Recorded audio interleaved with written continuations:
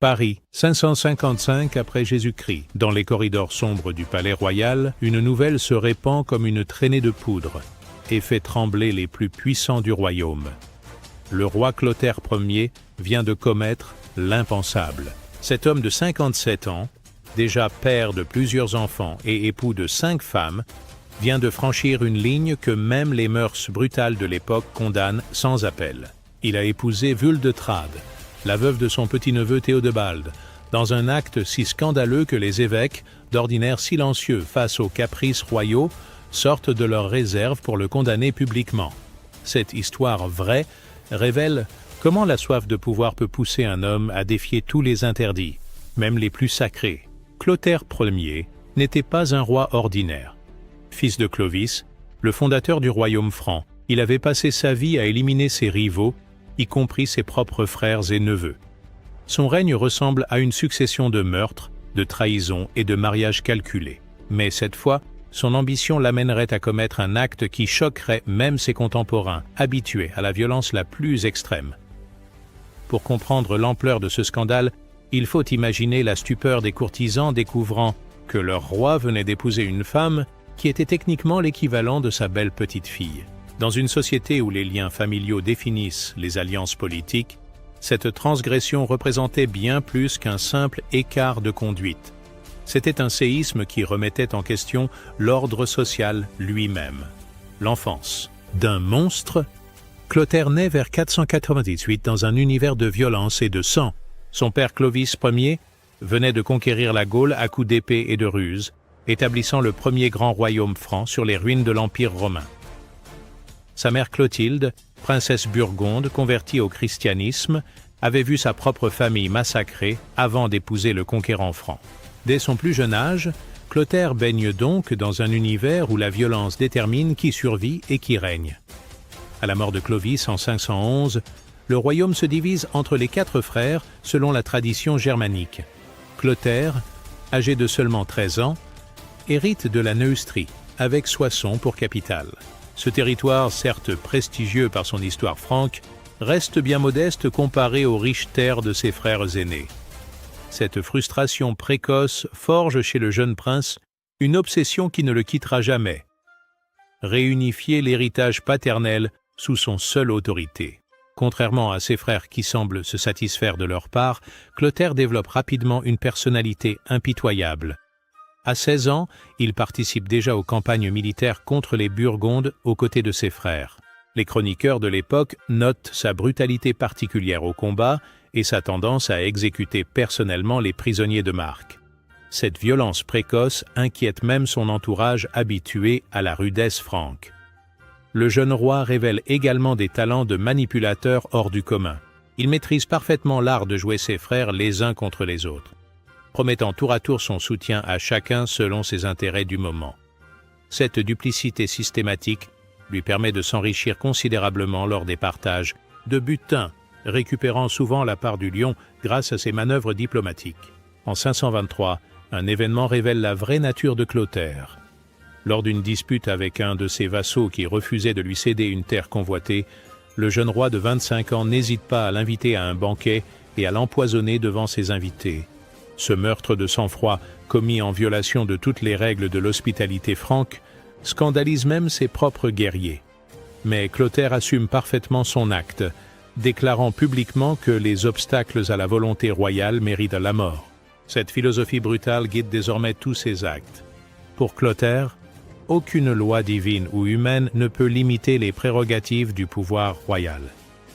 Cette conviction absolue le conduira aux pires extrémités, transformant progressivement le fils de Clovis en l'un des tyrans les plus redoutés de son époque.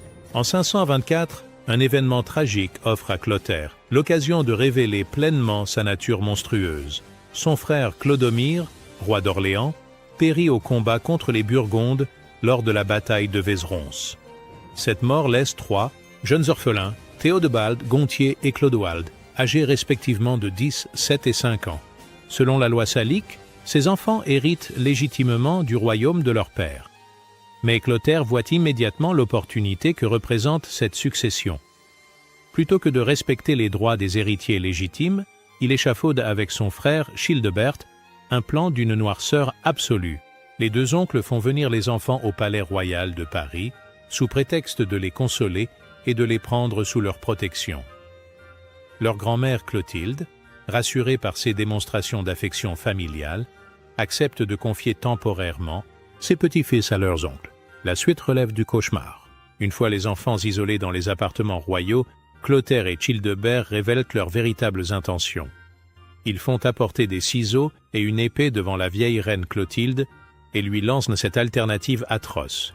« Choisissez, grand-mère. Vos petits-fils seront tondus comme des moines et renonceront à leurs droits royaux, ou ils mourront par l'épée. » La malheureuse Clotilde, horrifiée par cette alternative monstrueuse, refuse de choisir entre le déshonneur et la mort de ses petits-enfants. Elle supplie ses fils d'épargner ces innocents, rappelant qu'ils sont de sang royal et qu'ils n'ont commis aucun crime. Mais ses larmes et ses prières ne touchent pas les deux frères, aveuglés par leur cupidité. Sans attendre davantage, Clotaire saisit l'aîné, le petit Théodebald, par les cheveux. L'enfant de 10 ans, réalisant soudain le sort qui l'attend, se met à crier et à supplier son oncle de l'épargner. Mais Clotaire, implacable, lui tranche la gorge d'un coup de poignard sous les yeux de sa grand-mère pétrifiée d'horreur. Le sang de l'enfant gicle sur les vêtements royaux tandis que ses frères cadets hurlent de terreur. Encouragé par l'exemple de Clotaire, Childebert empoigne à son tour le second garçon, Gontier, âgé de 7 ans. L'enfant tente de s'échapper en se cramponnant aux robes de sa grand-mère, mais l'oncle meurtrier le rattrape et lui enfonce sa lame dans le cœur. En quelques minutes, 2 enfants innocents gisent dans leur sang sur le sol du palais royal, victimes de l'ambition dévorante de leurs oncles. Seul le plus jeune, Claudewald, âgé de 5 ans, échappe au massacre.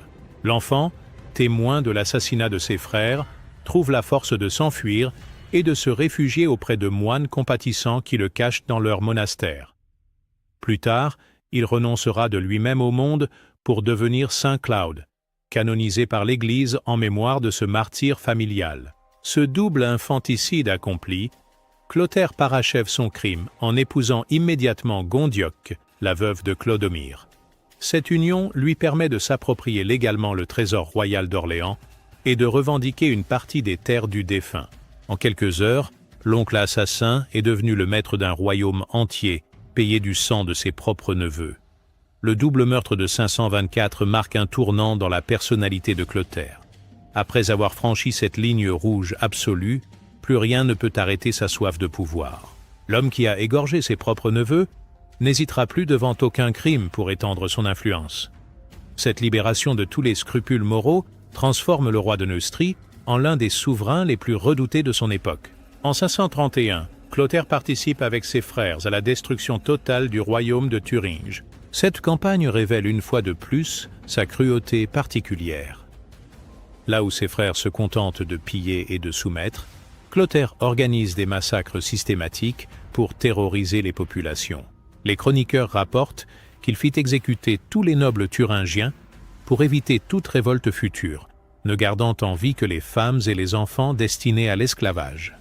C'est lors de cette campagne qu'il s'empare de Radegonde, une princesse thuringienne âgée de seulement 12 ans.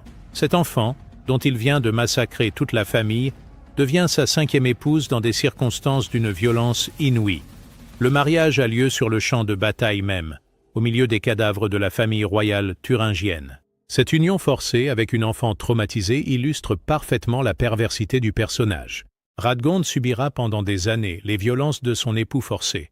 Les chroniques de l'époque, pourtant habituellement discrètes sur la vie privée des souverains, mentionnent explicitement les brutalités que Clotaire inflige à sa jeune épouse. Cette malheureuse, terrorisée par la bestialité de son mari, développe une piété mystique qui lui permet d'échapper psychologiquement à son calvaire quotidien. Parallèlement à ses violences domestiques, Clotaire perfectionne ses techniques de manipulation politique. En 534, il convainc son frère Childebert de l'aider à conquérir définitivement la Bourgogne. Cette campagne commune leur permet de capturer le roi Godomar et de se partager ses terres. Mais là encore, Clotaire révèle sa nature profonde en organisant le supplice public du roi vaincu, qu'il fait écarteler devant sa propre capitale. Cette exécution spectaculaire terrifie tous les royaumes voisins. et établit la réputation de Clotaire comme le plus impitoyable des fils de Clovis. Désormais, son seul nom suffit à faire trembler les cours européennes. Les ambassadeurs étrangers rapportent dans leur pays des récits effrayants sur ce roi franc qui n'hésite pas à torturer personnellement ses ennemis. Sa polygamie illustre également sa stratégie de domination totale. Clotaire collectionne les épouses comme d'autres, accumule les territoires. Chaque mariage renforçant son réseau d'influence ou neutralisant un ennemi potentiel. Après Radegonde, il épouse Chunsin pour s'assurer l'alliance des Alamans, puis Arégonde pour consolider son emprise sur la Thuringe conquise. Cette accumulation d'unions scandalise de même ses contemporains habitués à la polygamie royale. L'épisode le plus révélateur de son cynisme matrimonial concerne justement Arégonde.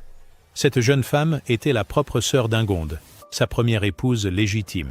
Quand Ingonde lui demande innocemment de trouver un époux digne de sa sœur cadette, Clotaire répond avec un sourire cruel « Je ne connais personne de plus digne que moi-même ».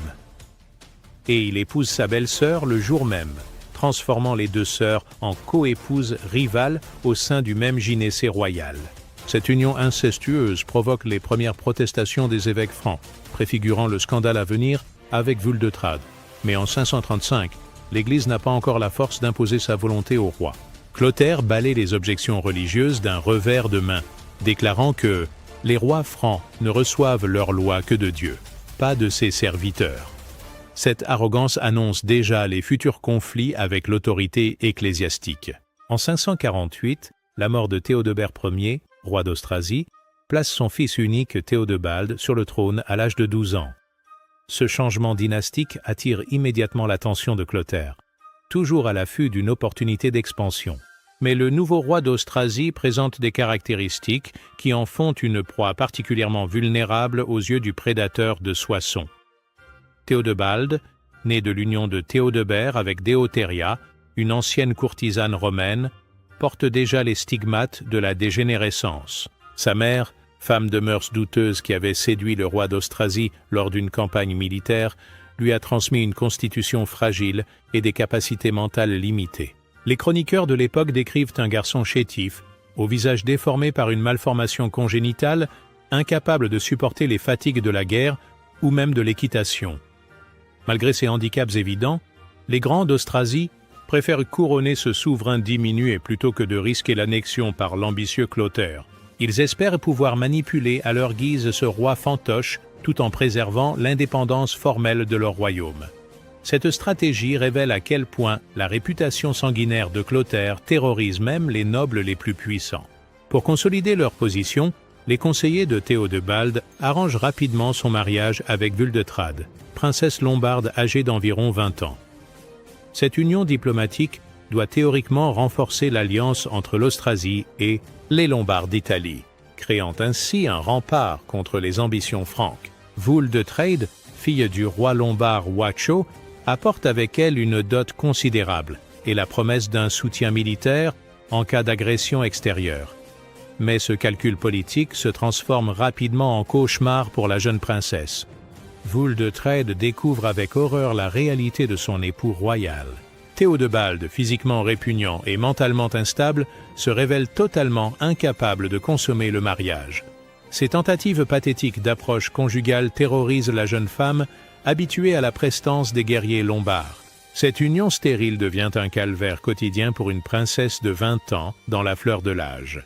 Les courtisans austrasiens, conscients du problème, multiplient les consultations avec médecins et sorciers pour tenter de remédier à l'impuissance royale. Potions aphrodisiaques, amulettes magiques, prières spéciales. Rien n'y fait. Théodebald reste incapable de remplir son devoir conjugal, condamnant le royaume à l'extinction dynastique. Cette situation désespère les grands du royaume qui voient s'évanouir leurs espoirs de succession légitime. Pendant ce temps, à Soissons, Clotaire observe cette déliquescence avec l'œil du vautour guettant sa proie. Ses espions à la cour de Metz lui rapportent régulièrement les détails de cette union ratée et l'affaiblissement progressif du pouvoir royal austrasien. Le vieux prédateur comprend que le temps travaille pour lui. Chaque année qui passe, sans héritier, rapproche l'Austrasie de l'annexion pure et simple. En 554, la situation devient critique. Théodebald, miné par sa constitution défaillante et rongé par l'humiliation de son échec conjugal, sombre dans une mélancolie profonde qui inquiète même ses médecins. Wuldetrade, de son côté, développe une aversion de plus en plus, marquée pour son époux diminué, n'hésitant plus à afficher publiquement son dégoût. Cette mésentente conjugale achève de décrédibiliser une monarchie déjà chancelante. C'est dans ce contexte de délitement généralisé que survient l'événement tant attendu par Clotaire. En 555, Théodebald s'éteint brutalement à l'âge de 20 ans, emporté par une fièvre foudroyante qui achève ses dernières forces. Sa mort, sans héritier, plonge l'Austrasie dans le chaos successoral et offre enfin à Clotaire l'opportunité qu'il guettait depuis des années. La nouvelle de la mort de Théodebald parvient à Clotaire par un messager essoufflé qui a chevauché jour et nuit depuis Metz. Le roi de Neustrie, alors âgé de 57 ans, accueille cette information avec une satisfaction non dissimulée. Après 44 années d'attente et de manœuvre, l'heure de la consécration suprême a enfin sonné. Pour la première fois, depuis la mort de Clovis, la réunification du royaume franc devient possible. Mais Clotaire sait que cette succession ne sera pas automatique. Les grands d'Austrasie peuvent encore tenter de résister ou faire appel à son frère Childebert pour contrecarrer ses ambitions. Il faut agir avec la rapidité de l'éclair et la ruse du serpent. Le vieux roi mobilise immédiatement ses troupes d'élite et se met en marche vers Metz, avant que quiconque puisse organiser une résistance efficace. Cependant, le prédateur expérimenté a conçu un plan plus subtil que la simple conquête militaire. Il a identifié l'atout majeur qui peut lui assurer une prise de pouvoir en douceur. Wuldetrade, la jeune veuve de 25 ans. En épousant cette princesse lombarde, Clotaire peut légitimer juridiquement sa prise de contrôle selon les coutumes germaniques qui autorisent l'héritage par alliance matrimoniale. Cette stratégie matrimoniale, il l'avait déjà utilisée avec succès en épousant Gondioque après l'assassinat de son frère Clodomir. Mais cette fois, l'enjeu est infiniment plus important. Il s'agit de parachever l'œuvre de réunification commencée par Clovis et interrompue par sa mort prématurée. Wuldetrade représente donc bien plus qu'une simple épouse supplémentaire. Elle est la clé de la légitimité dynastique. Quand Clotaire arrive à Metz à la tête de son armée, il ne perd pas de temps en négociations diplomatiques subtiles. Sa réputation le précède, et les grands d'Austrasie comprennent immédiatement qu'ils n'ont pas les moyens de résister militairement à ce conquérant impitoyable. Le roi de Neustrie fait donc connaître ses intentions sans ambiguïté. Il épouse Wuldetrade et annexe l'Austrasie au nom de ses nouveaux droits conjugaux. Pour Wuldetrade, cette annonce brutale constitue un choc terrible. À 25 ans, cette femme intelligente et cultivée se retrouve face au dilemme le plus atroce de sa vie. Refuser ce mariage signifierait déclencher une guerre civile sanglante qui dévasterait l'Austrasie et provoquerait probablement sa propre mort. Accepter implique de s'unir à l'homme qui vient de s'emparer par la force du royaume de son défunt époux. Mais le plus traumatisant pour la jeune veuve reste la nature même de cette union forcée. Wuldetrade a reçu une éducation princière qui lui permet de mesurer l'énormité de ce qui lui est imposé. Elle sait parfaitement que Clotaire était le grand-oncle de son défunt époux, ce qui fait d'elle, en termes de parenté, l'équivalent de sa propre arrière-petite-nièce. Cette union constitue donc un inceste caractérisé selon tous les codes moraux de l'époque. La cérémonie de mariage a lieu dans la plus stricte intimité, probablement dans la chapelle privée du palais de Metz. Clotaire, conscient du caractère scandaleux de son acte, évite soigneusement les fastes habituels des noces royales. Seuls quelques témoins indispensables assistent à cette union maudite qui fait de la malheureuse Wuldetrade la 6e épouse du roi franc. La nuit de noces révèle toute l'horreur de la situation. Wuldetrade, habitué aux maladresses pathétiques de Théodebald, découvre la brutalité d'un homme de 57 ans, habitué à imposer sa volonté par la violence. Clotaire, ivré par sa victoire politique autant que par le vin, traite sa nouvelle épouse comme un simple butin de guerre. Cette première nuit conjugale traumatise profondément la jeune femme qui comprend qu'elle vient de tomber entre les griffes d'un monstre. Les semaines suivantes confirment ses pires craintes. Clotaire, grisé par son triomphe, affiche publiquement sa nouvelle conquête comme un trophée personnel. Il oblige Wuldetrade à l'accompagner dans toutes ses apparitions officielles exhibant cette princesse lombarde comme la preuve vivante de sa légitimité sur l'Austrasie. Cette exhibition permanente humilie profondément la jeune femme, réduite au rang d'objet décoratif au service de l'ambition royale. Pendant ce temps, dans les monastères et les évêchés de Gaule, la nouvelle de ce mariage scandaleux commence à circuler et provoque une émotion considérable.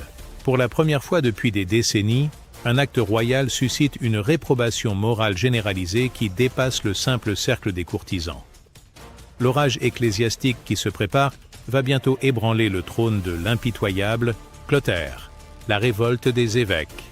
Pendant plusieurs semaines, Clotaire savoure son triomphe en toute tranquillité. À 57 ans, le vieux loup a enfin réussi à réunir sous son autorité les royaumes de Neustrie, d'Orléans et d'Austrasie. Il ne lui manque plus que Paris et la Bourgogne, contrôlés par son frère Childebert, pour reconstituer intégralement l'héritage de Clovis. Son mariage avec Wuldetrade, outre la légitimité politique qu'il lui confère, lui apporte également une alliance stratégique avec les Lombardes d'Italie. Mais cette euphorie va être de courte durée. Dans les scriptoriums des monastères et les résidences épiscopales de Gaule, la nouvelle de ce mariage incestueux provoque un tollé d'une ampleur inédite.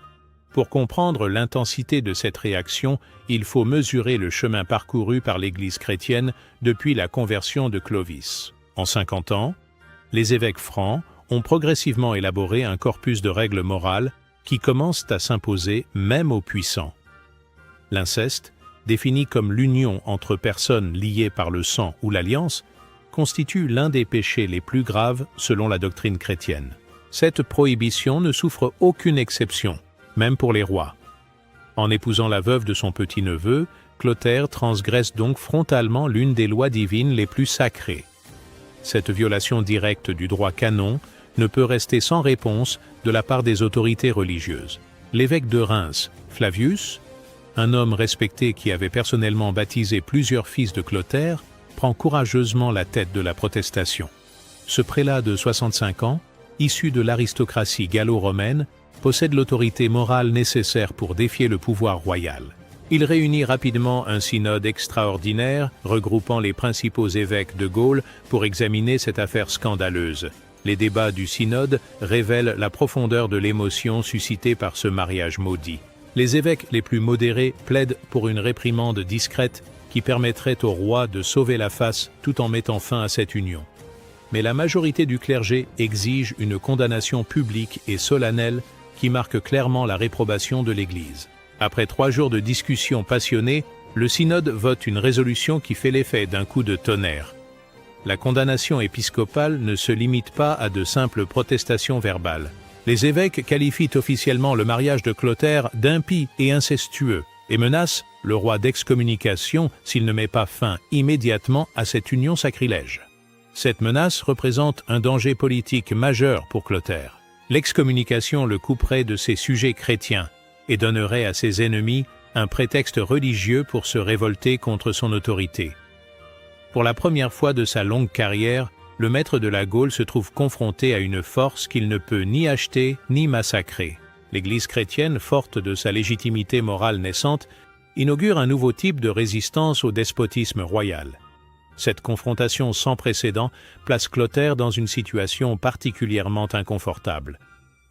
Comment un roi habitué à régner par la terreur peut-il répondre à des adversaires qui tirent leur force de la foi? La nouvelle de cette condamnation ecclésiastique se répand rapidement dans tout le royaume et au-delà. Les cours européennes apprennent avec stupéfaction qu'un roi franc vient d'être publiquement désavoué par ses propres évêques pour un mariage incestueux. Cette humiliation diplomatique ternit considérablement le prestige de Clotaire, habitué à incarner la puissance franque aux yeux de l'Europe. Plus grave encore, cette protestation religieuse trouve un écho favorable auprès des sujets du royaume. Contrairement aux calculs politiques habituels qui laissent le peuple indifférent, cette affaire morale touche directement la conscience populaire. Dans les campagnes comme dans les villes, les Francs chrétiens commencent à exprimer leur réprobation face au scandale royal. Cette hostilité diffuse représente un phénomène nouveau dans l'histoire mérovingienne. Clotaire découvre ainsi les limites inattendues de son pouvoir absolu. L'homme qui avait terrorisé l'Europe pendant 40 ans se trouve soudain isolé, face à une coalition morale qui transcende les clivages sociaux et géographiques. Cette situation inédite l'oblige à envisager l'impensable. Une reculade publique qui reconnaîtrait implicitement ses torts et restaurerait l'autorité de l'Église sur les questions matrimoniales. Confronté à l'ampleur de la protestation religieuse et aux murmures grandissants de ses sujets, Clotaire réalise progressivement qu'il se trouve dans une impasse politique majeure. Cette situation inédite place le maître de la Gaule dans une position humiliante. Pour la première fois de sa carrière, il doit envisager de céder publiquement aux exigences d'autrui. Cette perspective révulse profondément un homme habitué à imposer sa volonté par la force depuis plus de 40 ans. Les conseillers du roi, conscients du danger que représente cette crise morale, multiplient les pressions pour convaincre leur maître de faire marche arrière. Ils lui expliquent patiemment que l'excommunication pourrait déclencher des révoltes généralisées et donner à ses ennemis l'occasion rêvée de contester sa légitimité. Même ses fidèles généraux, pourtant habitués à obéir aveuglément, manifestent leur inquiétude face à cette situation explosive. Mais c'est finalement l'attitude de Vuldetrade elle-même qui précipite la décision royale. La malheureuse princesse, traumatisée par son mariage forcé et révoltée par sa situation, ne cache plus son dégoût pour son époux royal. Elle refuse désormais de paraître en public à ses côtés et multiplie les gestes de défiance qui ridiculisent Clotaire devant sa cour. Cette rébellion conjugale achève de discréditer un roi déjà ébranlé par la condamnation ecclésiastique. La répudiation de Vuldetrade intervient probablement au début de l'année 556, soit moins d'un an après leur mariage maudit. Cette décision représente l'une des humiliations les plus cuisantes de la carrière de Clotaire. L'homme qui avait égorgé ses propres neveux pour s'emparer de leurs biens doit publiquement reconnaître ses torts et céder aux exigences de l'Église. Cette capitulation marque un tournant historique dans les rapports entre le pouvoir royal et l'autorité religieuse.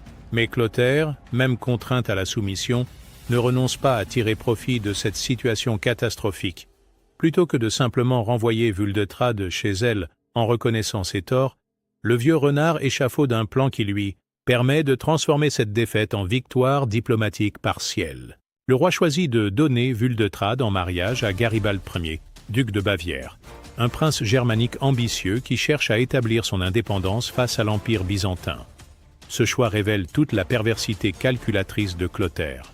En offrant une épouse de sang royal lombard à ce chef bavarois, il s'assure de l'alliance d'un peuple guerrier tout en neutralisant diplomatiquement la malheureuse Vuldetrade. Cette transaction cynique révèle l'ampleur du mépris de Clotaire pour la dignité humaine. Vuldetrade, déjà victime d'un mariage forcé et traumatisant, se retrouve échangée, comme une simple marchandise diplomatique, sans que son avis soit sollicité. À 25 ans, cette femme a déjà subi les volontés de 3 hommes différents qui ont disposé de son corps et de son destin comme d'un objet de négoce. Le plus révélateur reste cependant la clause financière de cet arrangement sordide. Clotaire exige de garder tous les biens que Vuldetrade avait apportés de son premier mariage avec Théodebald. Ses richesses, qui comprenaient une partie substantielle du trésor royal d'Austrasie, des bijoux lombards d'une valeur inestimable et des terres productives, constituent un butin considérable que le roi refuse catégoriquement de restituer. Cette rapacité dans la défaite illustre parfaitement la personnalité de Clotaire. Même humilié publiquement et contraint de céder aux évêques, il trouve encore le moyen de s'enrichir personnellement. La répudiation de Vuldetrade lui coûte sa légitimité sur l'Austrasie, mais elle lui rapporte une fortune et une alliance bavaroise qui compenseront partiellement cette perte. La cérémonie de répudiation se déroule dans une atmosphère de tension extrême. Clotaire, furieux d'être contraint à cette humiliation, affiche un visage de marbre tandis qu'il prononce les formules rituelles qui libèrent Vuldetrade de leurs liens matrimoniaux. La jeune femme, elle, ne peut dissimuler son soulagement d'échapper enfin aux griffes de ce monstre, même si c'est pour être immédiatement livrée à un nouvel époux imposé. Cette répudiation forcée marque un tournant historique majeur dans l'évolution des rapports entre l'Église et la royauté franque. Grégoire de Tours note avec satisfaction que c'est la première mention faite par l'histoire d'une rupture de mariage royal imposée par les évêques. Ce précédent établit définitivement le principe que même les rois ne peuvent transgresser impunément les lois divines concernant le mariage. Pour Vuldetrade, cette libération constitue paradoxalement un nouveau calvaire. Son départ forcé vers la Bavière l'arrache définitivement a tout espoir de retour en Lombardie auprès de sa famille.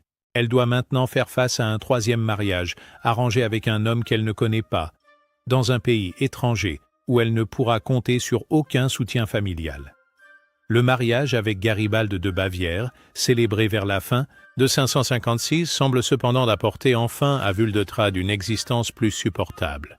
Le duc bavarois, prince respecté et apparemment moins brutal que Clotaire, lui offre une vie conjugale relativement équilibrée.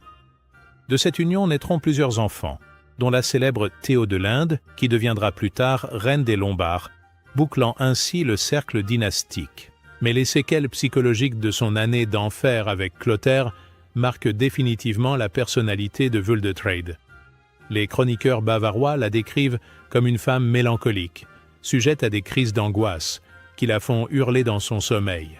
Ces troubles révèlent l'ampleur des traumatismes subis au contact du tyran franc, blessures invisibles qui ne se refermeront jamais complètement.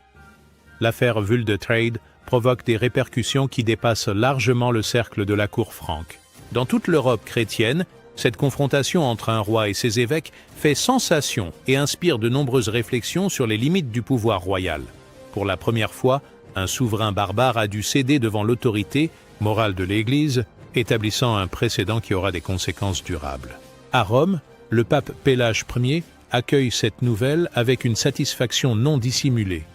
Cette victoire des évêques francs démontre la montée en puissance de l'autorité pontificale dans les royaumes barbares et préfigure les futures querelles entre l'Église et les pouvoirs temporels. Le Saint-Siège voit dans cette affaire la preuve que même les rois les plus brutaux peuvent être contraints de respecter la loi divine.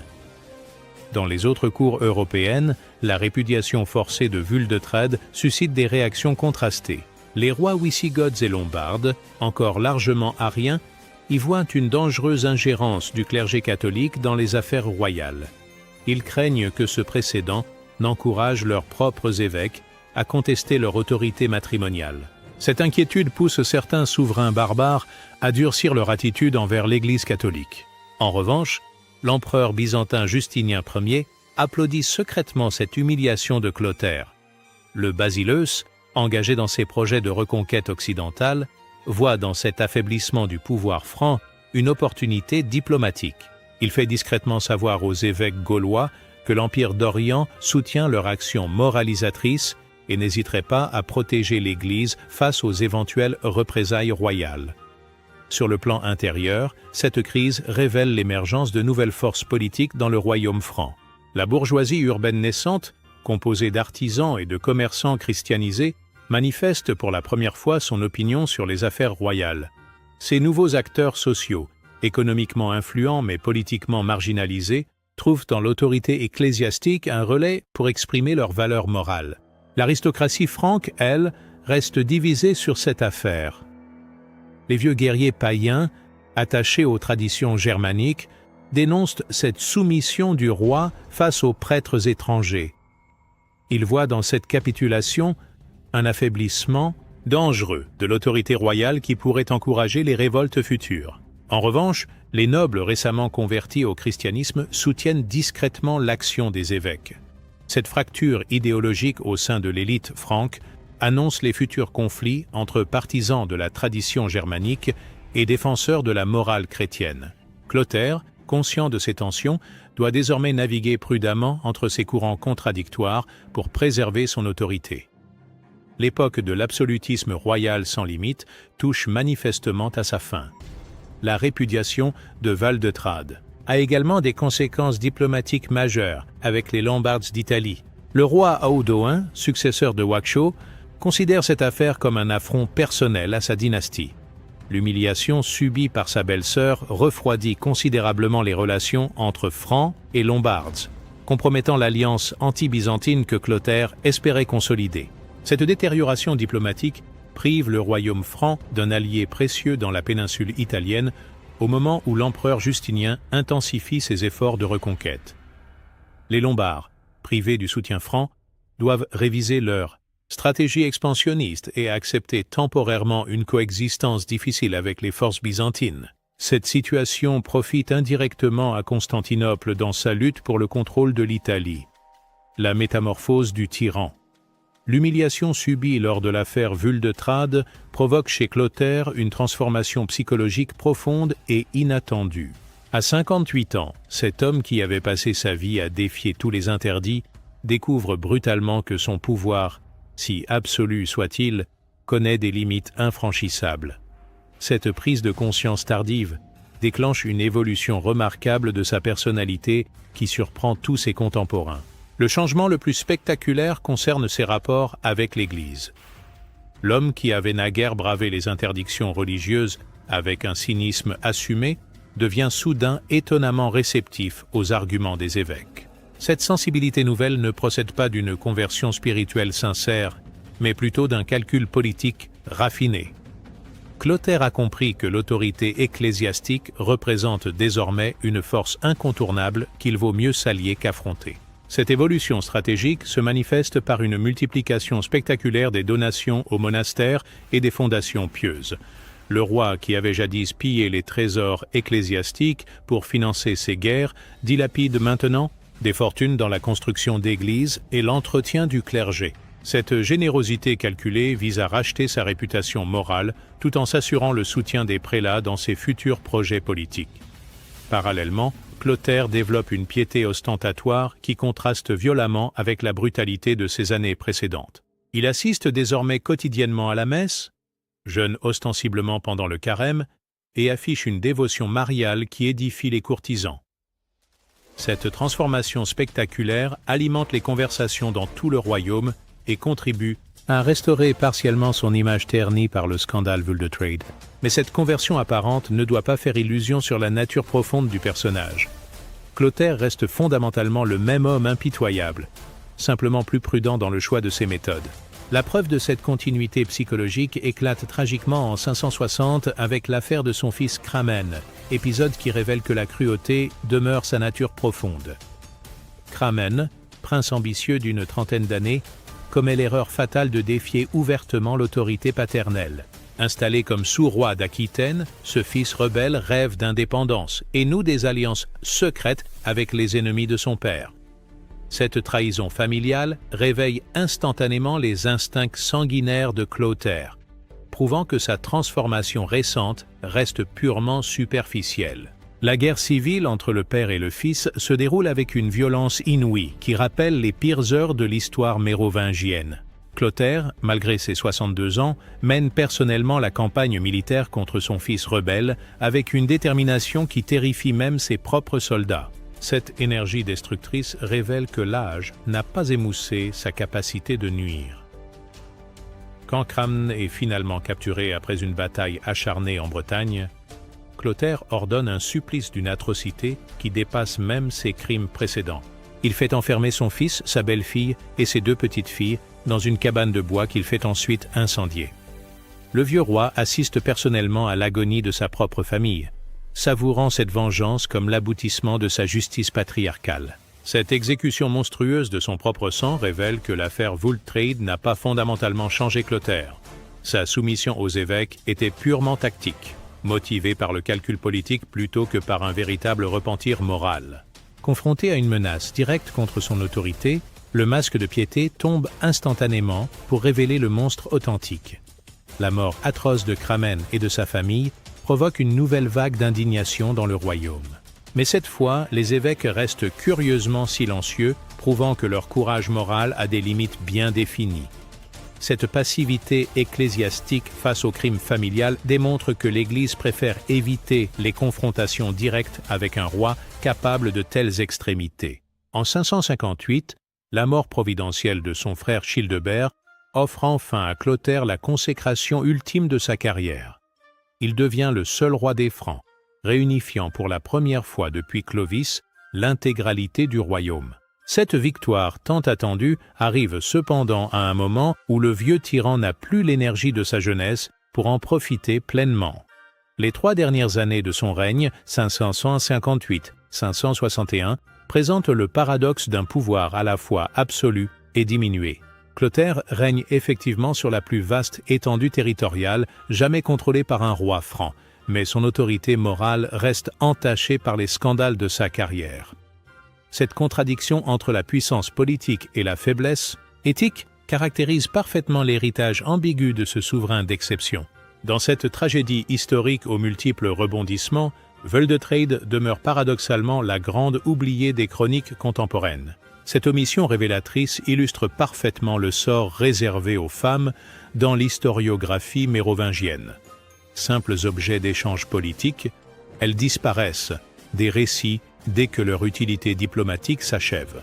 Pourtant, le destin de cette princesse lombarde mérite une attention particulière, tant il symbolise la condition féminine dans l'aristocratie du VIe siècle. Mariée vers 552 à Théodebald alors qu'elle avait environ 22 ans, Wuldetrade découvre immédiatement l'ampleur du piège qui s'est refermé sur elle. Son époux royal, physiquement répugnant et mentalement diminué, transforme ce qui aurait dû être l'apogée de sa vie en un cauchemar quotidien. Cette union stérile avec un dégénéré l'enferme dans une solitude psychologique, d'autant plus cruelle qu'elle est observée en permanence par une cour hostile et méprisante. Les 3 années passées auprès de Théodebald constitue probablement la période la plus frustrante de l'existence de Wuldetrade. Cette femme intelligente et cultivée, formée dans les raffinements de la cour lombarde, se retrouve prisonnière d'un royaume austrasien en déclin dirigé par un fantoche incapable. Ses tentatives pour influencer la politique royale se heurtent à l'incompréhension d'un époux débile et à l'hostilité des grands du royaume qui voient en elle une étrangère encombrante. La mort de Théodebald en 555 lui offre brièvement l'illusion d'une libération possible. À 25 ans, cette veuve de sang royal pourrait légitimement espérer retourner en Lombardie ou contracter un nouveau mariage de son choix avec un prince digne de son rang. Cette perspective de renaissance explique probablement pourquoi elle accueille, initialement avec un certain soulagement, la disparition de son époux diminué. Mais l'arrivée de Clotaire à Metz brise instantanément ses espoirs de liberté retrouvés. La jeune veuve comprend immédiatement qu'elle vient de tomber entre les griffes d'un prédateur infiniment plus dangereux que son défunt époux. L'homme qui se présente à elle comme son futur mari traîne derrière lui une réputation de cruauté qui terrifie toute l'Europe.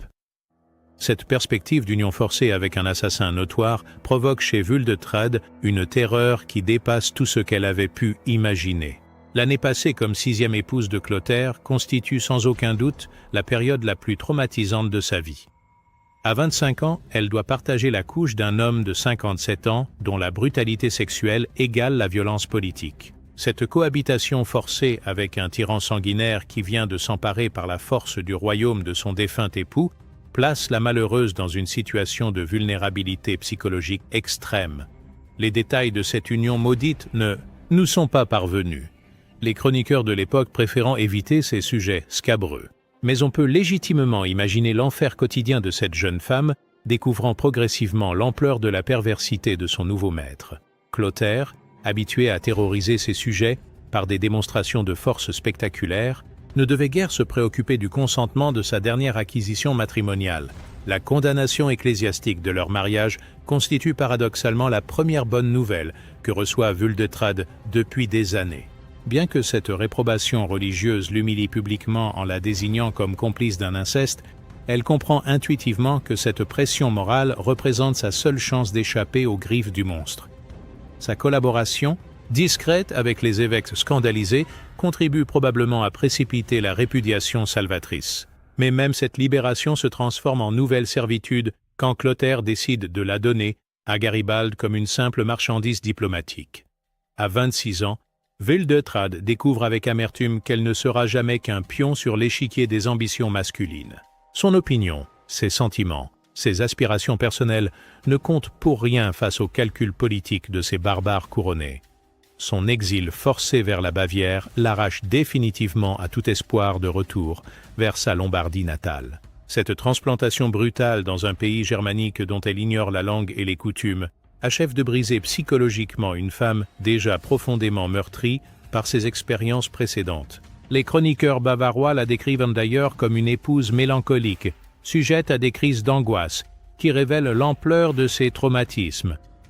Heureusement, son mariage avec Garibald de Bavière, célébré vers 556, semble enfin lui apporter une existence plus équilibrée.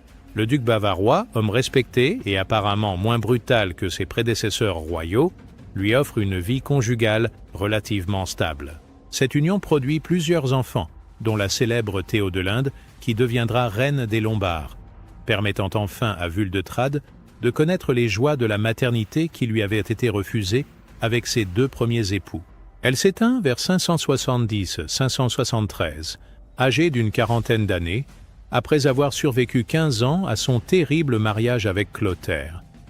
Sa mort passe pratiquement inaperçue dans les chroniques de l'époque, alors que son destin tragique aurait mérité bien davantage d'attention historique. Cette indifférence posthume symbolise parfaitement le sort réservé aux femmes de l'aristocratie mérovingienne, utilisée puis oubliée. L'affaire Vuldetrade dépasse largement l'anecdote sordide pour révéler les mutations profondes qui travaillent la société franque du VIe siècle. Ce scandale matrimonial illustre parfaitement la collision violente entre deux mondes antagonistes, celui des traditions germaniques païennes où la force prime le droit et celui du christianisme naissant qui tente d'imposer ses valeurs morales aux élites barbares. Cette confrontation préfigure les grands débats idéologiques qui structureront l'Europe médiévale. La réaction des évêques face au mariage incestueux de Clotaire marque un tournant décisif dans l'histoire des rapports entre l'Église et les pouvoirs temporels. Pour la première fois depuis la chute de l'Empire romain, l'autorité religieuse ose défier frontalement un roi barbare sur une question morale fondamentale.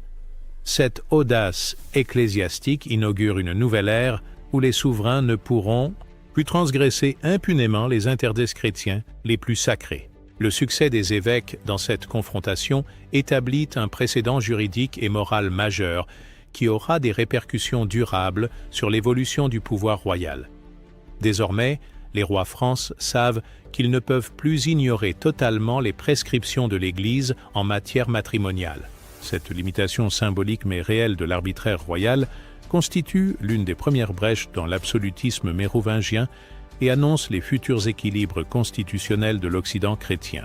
Sur le plan sociologique, l'épisode révèle l'émergence progressive d'une opinion publique chrétienne capable d'exprimer sa réprobation face aux excès du pouvoir. Les bourgeois des villes, les artisans enrichis et même certains paysans libres commencent à manifester leurs convictions morales sur les affaires royales. Cette évolution majeure des mentalités annonce la lente démocratisation de la vie politique qui caractérisera les siècles suivants.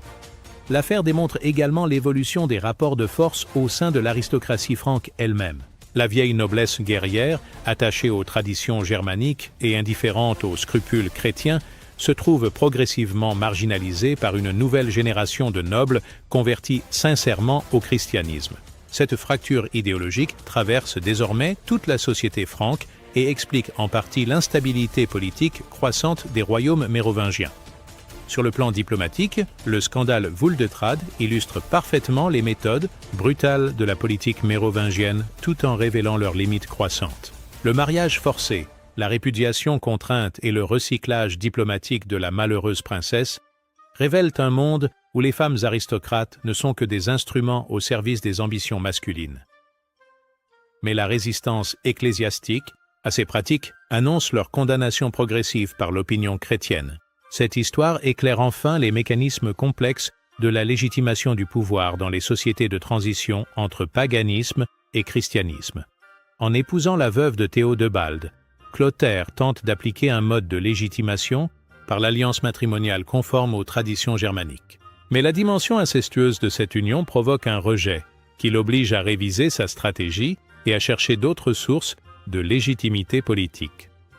L'affaire révèle également les limites pratiques du pouvoir mérovingien face aux nouvelles forces spirituelles qui émergent dans la société franque. Clotaire, habitué à résoudre tous ses problèmes par la violence directe ou la corruption, découvre qu'il existe désormais des adversaires qu'il ne peut ni acheter ni éliminer physiquement. L'Église chrétienne, forte de sa légitimité morale transcendante, inaugure un nouveau type de résistance au despotisme qui préfigure les futurs contre-pouvoirs institutionnels. Enfin, ce scandale royal annonce les grandes querelles matrimoniales qui opposeront régulièrement l'Église aux monarchies européennes jusqu'à l'époque moderne. De Charlemagne répudiant sa première épouse au démêlé d'Henri VIII avec Rome, en passant par les conflits de Philippe Auguste avec Innocent III, la question du mariage royal restera un enjeu majeur des rapports entre pouvoir temporel et autorité spirituelle. L'affaire Wuldetrede constitue donc le premier acte de cette longue tragédie européenne. L'histoire de Clotaire et Wuldetrade résonne encore aujourd'hui, 15 siècles après les faits, comme un avertissement saisissant sur les dangers de l'ambition sans limite et de l'exercice du pouvoir sans contrôle moral. Ce roi du VIe siècle, dans sa quête obsessionnelle de domination absolue, franchit toutes les barrières éthiques et familiales de son époque pour commettre l'un des actes les plus scandaleux de l'histoire mérovingienne. Son mariage incestueux avec la veuve de son petit-neveu constitue l'apogée d'une carrière politique marquée par le cynisme, la cruauté et le mépris total des valeurs humaines élémentaires. Cette tragédie historique révèle plusieurs vérités intemporelles sur la nature humaine et les mécanismes du pouvoir qui gardent toute leur pertinence dans le monde contemporain. D'abord, elle démontre avec une clarté implacable comment l'ambition démesurée peut corrompre jusqu'aux liens familiaux les plus sacrés et transformer un homme en monstre moral. Clotaire, en épousant Wuldetrade, transgresse non seulement les lois divines, mais aussi les codes d'honneur les plus élémentaires de sa propre société, prouvant qu'aucun interdit ne peut résister à une soif de pouvoir totalement déchaînée. Ensuite, cette histoire illustre de manière saisissante la vulnérabilité tragique des femmes dans les sociétés patriarcales où elles ne constituent que des instruments d'échange politique. Wuldetrade, malgré son rang de princesse et son éducation raffinée, subit passivement les décisions de 3 hommes successifs qui disposent de son corps et de son destin sans jamais solliciter son consentement.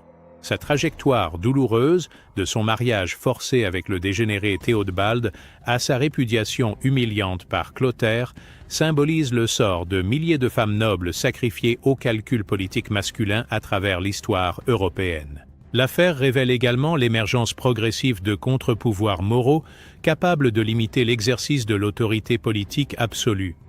La résistance victorieuse des évêques face à Clotaire préfigure les futurs équilibres entre pouvoir temporel et autorité spirituelle qui structureront l'Europe médiévale et moderne. Cette première victoire de l'Église sur un roi mérovingien annonce les grandes querelles constitutionnelles entre pape et empereur, entre parlement et monarchie qui jalonnent l'histoire occidentale. Cette tragédie nous enseigne également que même les tyrans les plus impitoyables rencontrent tôt ou tard des limites infranchissables à leur pouvoir. Clotaire, qui avait passé 50 ans à imposer sa volonté par la terreur et l'assassinat, découvre brutalement à 57 ans qu'il existe des forces qu'il ne peut ni massacrer ni corrompre. Cette leçon d'humilité tardive, bien qu'insuffisante pour racheter une carrière monstrueuse, constitue peut-être l'unique enseignement positif de ce règne sanglant. Le scandale de Wuldetrede nous rappelle enfin que derrière les grandes fresques historiques, derrière les récits épiques de conquête et de gloire, se cachent souvent des drames humains d'une intensité bouleversante qui méritent notre compassion et notre mémoire. Cette jeune femme de 25 ans, prise au piège des ambitions royales et broyée par la machine politique mérovingienne, incarne toutes les victimes anonymes de l'histoire dont la souffrance silencieuse donne sa véritable dimension tragique aux événements du passé. Ainsi, près de 15 siècles après les faits, l'histoire de Clotaire et Wuldetrade continue de nous interroger sur les limites morales du pouvoir, sur la condition des femmes dans les sociétés masculines, sur le prix humain des ambitions politiques et sur la nécessité éternelle de préserver des garde-fous éthiques face aux dérives du pouvoir absolu. Ce roi franc du VIe siècle, dans sa quête obsessionnelle de domination totale, nous offre un miroir troublant sur les dangers qui menacent toute société où l'autorité échappe au contrôle de la conscience morale collective. L'héritage de cette affaire dépasse donc largement son contexte historique immédiat pour toucher aux questions fondamentales de l'organisation sociale et politique. Elle nous rappelle que la civilisation reste un équilibre fragile entre les instincts dominateurs de l'espèce humaine et les valeurs morales laborieusement construites par des siècles de réflexion collective. Quand cet équilibre se rompt, quand le pouvoir s'affranchit de tout contrôle éthique, l'humanité replonge dans la barbarie la plus primitive, celle qui transforme les palais en abattoirs et les rois en bouchers couronnés. La figure de Clotaire Ier, monstre fascinant par son intelligence politique et sa cruauté sans limite, nous renvoie donc à nos propres responsabilités citoyennes dans la construction et la préservation d'un ordre social juste. Son exemple négatif nous enseigne que l'histoire ne progresse pas naturellement vers plus de justice et d'humanité, mais qu'elle peut à tout moment basculer vers la régression si les peuples renoncent à exercer leur vigilance morale sur leurs dirigeants. En ce sens, l'affaire Vuldetrade constitue bien plus qu'un simple fait divers historique. Elle représente un avertissement permanent sur les dangers éternels qui menacent toute société humaine organisée.